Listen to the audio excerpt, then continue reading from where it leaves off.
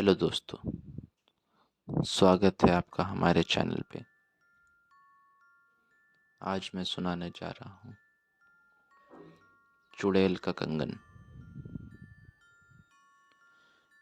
एक बार की बात है, एक लड़की थी जिसका नाम सारिका था।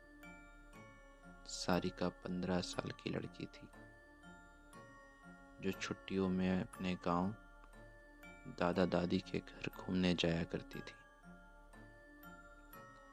सारिका जब अपने दादी के घर पहुंचती है तो उसके दादा दादी अपनी पोते से मिलकर बहुत खुश होते हैं,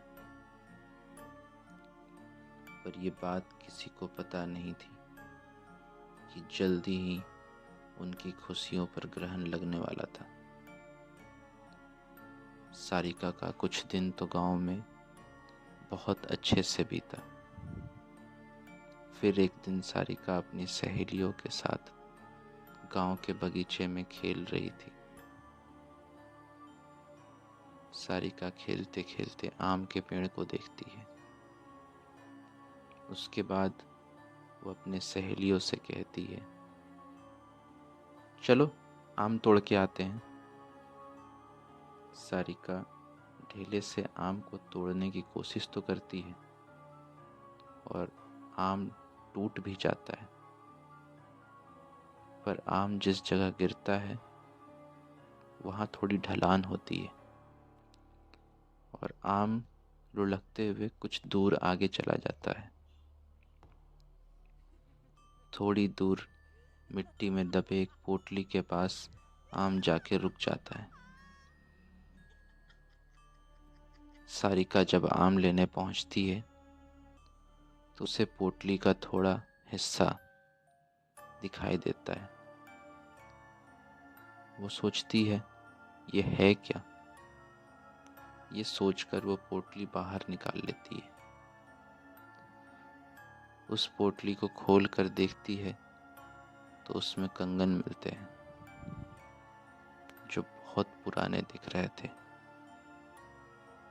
सारिका को तो पता भी नहीं था कि यही कंगन उसकी जिंदगी का सबसे भयानक हिस्सा बनने वाला है। वो कंगन उसे अपनी ओर आकर्षित करने लगता है, जिसकी वजह से वो कंगन को लेकर अपने घर चली जाती है। घर आकर वो ये सारी बातें अपने दादी को बताती है और वो कंगन भी दिखाती है। देखो दादी, ये कंगन मुझे वहाँ खेलते हुए मिला। फिर दादी ने जो कहा वो सुनकर सारिका डर से कांपने लगती है। दादी कहती है कि वो पोटली कोई आम पोटली नहीं थी, वो एक चुड़ैल की पोटली थी। तुमने ये कंगन उस पोटली से निकालकर उस चुड़ैल को गुस्सा दिला दिया है। वो तुम्हारे पास जरूर आएगी।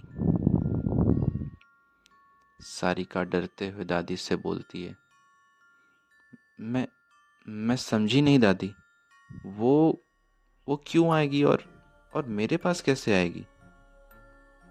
दादी ने बोला, ऐसी ही पोटली में भटकती हुई आत्माओं को कैद करके जमीन में गाड़ा जाता है और तुमने उसी पोटली को जमीन से निकाला है और उसका कंगन भी लेकर आई हो। तुम इस मनहूस कंगन के साथ उस चुड़ैल को अपने पीछे पीछे आने का न्योता भी दे आई हो। ऐसी भटकती गुस्सैल चुड़ैल अपना बदला लेती है। वो चुड़ैल भी हमसे अपना बदला लेने जरूर आएगी। सारिका इस बात से डरती है, पर डरते डरते वो अपने कमरे में चली जाती है और जाकर अपने कमरे में सो जाती है। उसी रात को करीब 1 बजे उसके कमरे की लाइट अचानक से जलने और बुझने लगती है। सारिका की नींद खुलती है तो वो देखती है लाइट जल ही नहीं रही है। वो अपने बिस्तर के बगल में रखे टेबल के पानी पर नज़र घुमाती है। वो जैसे ही पानी को उठाती है तभी वो देखती है कि टेबल के पीछे कोने में कोई औरत बैठी है, जिसकी आंखें खून से भरी लाल और टकाटक उसी की तरफ देखे जा रही है। सारिका चिल्लाते हुए अपनी दादी के पास जाती है, पर दादी के कमरे में उससे कोई नज़र नहीं आता। वो बरामदे में जाती है तो दादी उसे जमीन पर गिरी हुई मिलती है। सारिका चिल्लाते हुए अपने दादा को खोजने के लिए जाती है। उसके दादा भी उसे कहीं नज़र नहीं आते, पर वो अपने दादा को खोजते खोजते काफ़ी अंदर आ चुकी थी। जब वो पूरे घर में अंधेरे में खुद को अकेला पाती है तो डर के मारे वहीं बेहोश हो जाती है। सुबह उसकी नींद खुलती है तो वो अपने दादा दादी के पास होती है। वो अपने दादी को सारी बातें विस्तार से बताती है। दादी बोलती है, हम दोनों अपने कमरे में ही थे। दादी सब समझ जाती है। दादी ने बोला, ये सब उस चुड़ैल कहीं किया धरा है। वो कंगन उस पोटली में वापस रखना होगा और उस पोटली को वहीं रखना होगा जहाँ से तुमने उठाया था, वरना वो यहाँ से जाएगी ही नहीं। सारिका बोलती है, चलो ना दादी, तुम भी चलो ना मेरे साथ, उस कंगन को वहाँ रख के आते हैं। मुझे बहुत डर लग रहा है, मैं अकेले नहीं जाऊंगी। दादी बोलती है, नहीं, तुम्हें ये काम खुद करना होगा।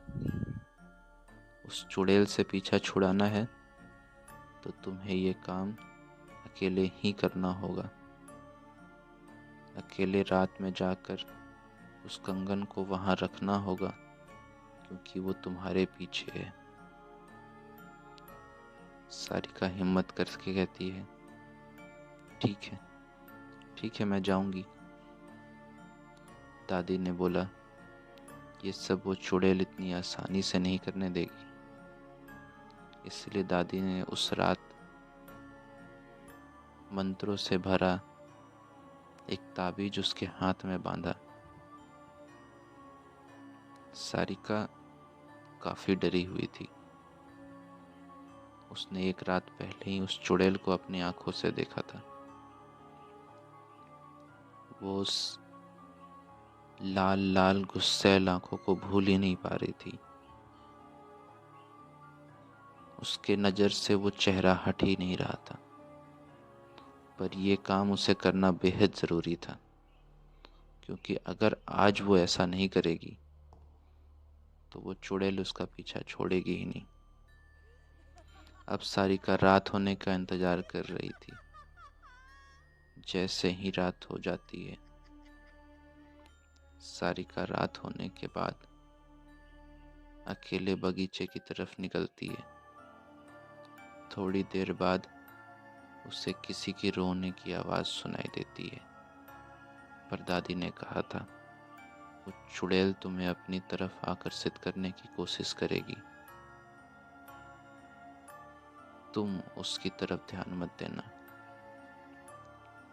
वरना वो तुम्हें अपने कब्जे में कर लेगी। एक बार उसने तुम्हें अपने कब्जे में कर लिया, फिर कोई कुछ नहीं कर पाएगा। शायद शायद वो तुम्हें मार भी सकती है। सारिका इस बात से काफ़ी डरी हुई थी, पर सारिका इन सब बातों को अपने दिमाग से निकालते हुए ईयरफोन अपने कान में लगा लेती है और गाना सुनते हुए चलने लगती है। तभी कुछ दूर जाते ही उसका मोबाइल काम करना बंद कर देता है। फिर भी वो चलते रहती है और पोटली के पास पहुंच जाती है, तभी उसे महसूस होता है कि पीछे कोई खड़ा है। पर दादी ने कहा था, उसकी तरफ मत देखना। और वो डर की वजह से पसीने से लथपथ हो जाती है। फिर भी वो हिम्मत करते हुए उस पोटली को खोलकर उसमें कंगन रखती है। उसे अपने पीछे किसी के खड़े होने का एहसास साफ साफ महसूस हो रहा था। उसकी नज़र अपने बगल की तरफ घुमाती है तो उसे वो परछाई भी साफ साफ दिख रही थी। पर उसने सारी बातों को नज़रअंदाज करते हुए उस पोटली को वहीं उसी जमीन पे गाड़ देती है और आंखें बंद करके बहुत तेजी से वहां से भागती है। सीधे अपने घर आकर के ही रुकती है। इसके बाद उसका चुड़ैल से तो पीछा छूट जाता है, पर वो इतनी डर जाती है कि दूसरे ही दिन वापस शहर अपने मम्मी पापा के पास चले जाती है। सारिका की जिंदगी का वो खौफनाक हिस्सा जिससे वो आज भी सोचकर डर जाती है, वो चुड़ैल का कंगन।